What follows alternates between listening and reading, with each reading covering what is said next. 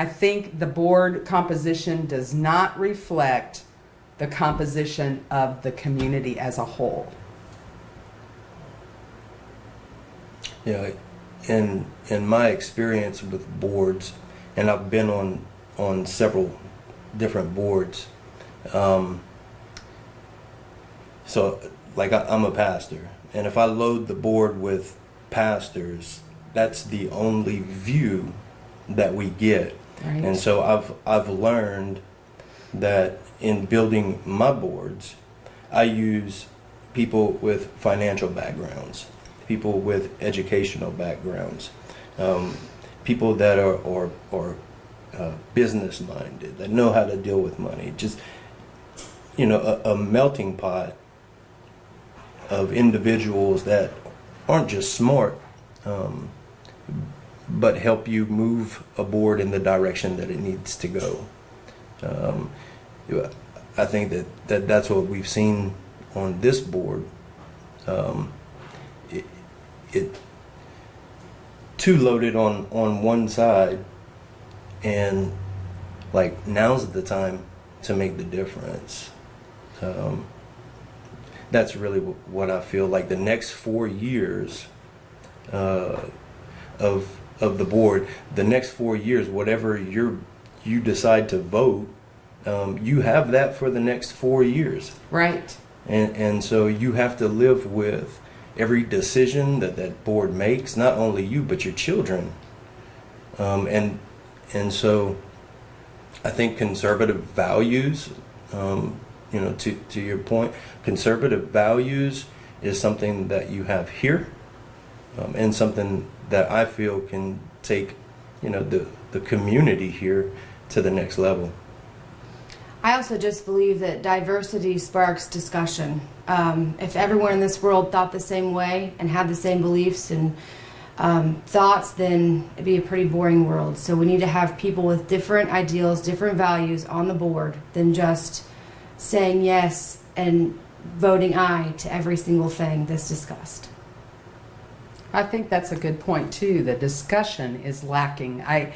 Typically at the board meetings, there's a topic and they ask for discussion. The president of the board does, but there's essentially very few comments. And, you know, I have to wonder, okay, are you deciding all this ahead of time and then just come in to vote? Or are you having meetings other than these that are public? You know, like you said, transparency Our goal is very, transparency. yeah, it's very important. Mm-hmm.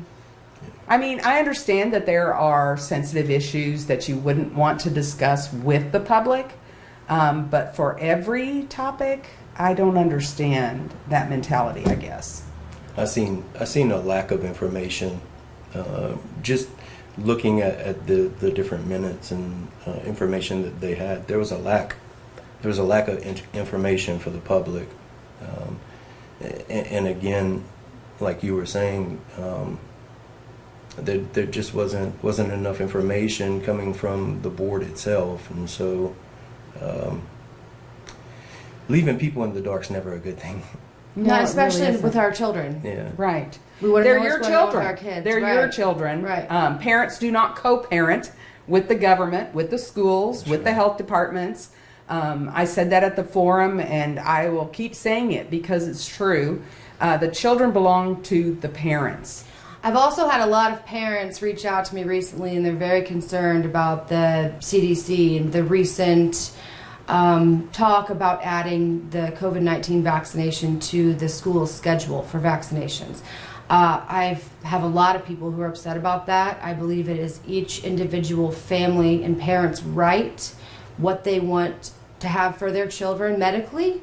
That's not something I think the school should be involved with or in. Agreed. Government overreach. Yes. They want to be your parents. They want to be your physician.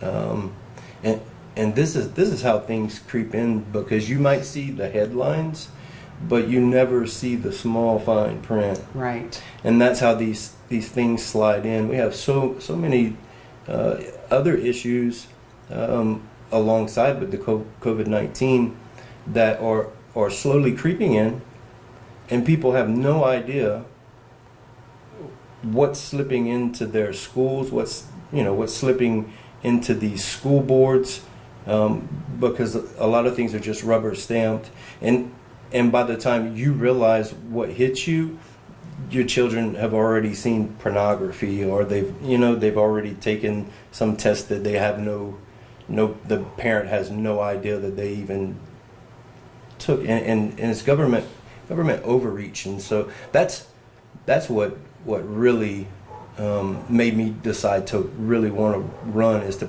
protect these children from Yes. these things that are coming in to our schools and to our school boards. And if we don't read the fine print, if we don't become informed voters, informed people in our community, then these things will creep in, and like I said, like, you'll find us on the headlines of the national news. Right, right.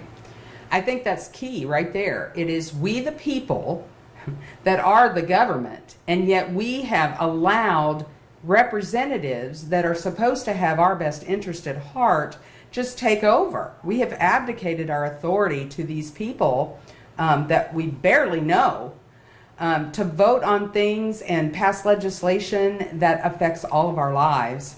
And we have to be engaged. We have to know what's going on. Being informed is so critical, especially now.